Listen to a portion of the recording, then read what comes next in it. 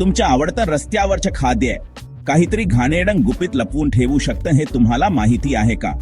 चला आपण अन्नजन्य विषाणूजन्य संसर्गाबद्दल बोलूया. जेव्हा विषाणू तुमच्या अन्नात किंवा पाण्यात जातात तेव्हा अन्नजन्य विषाणूजन्य संसर्ग होतात. मुख्य कारण कोणती? दूषित अन्न, स्वयंपाक करताना स्वच्छतेचा अभाव आणि संसर्ग झालेल्या लोकांच्या संपर्कात येणे.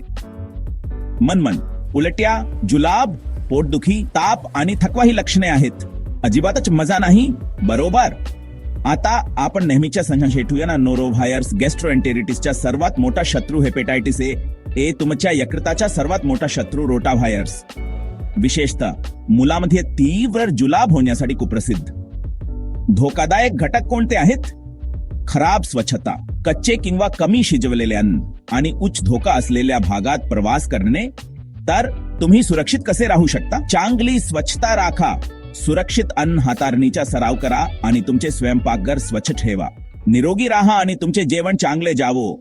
जर आजार जुनाट झाला असेल तर काळजी करू नका. केंट होमिओपॅथी क्लिनिक तुमच्यासाठी आहे. भारतात कुठेही असला तरी आता घरी बसून उपचार घेता येतील. लवकर अपॉइंटमेंट बुक करा, फोन करा किंवा व्हॉट्सअप करा.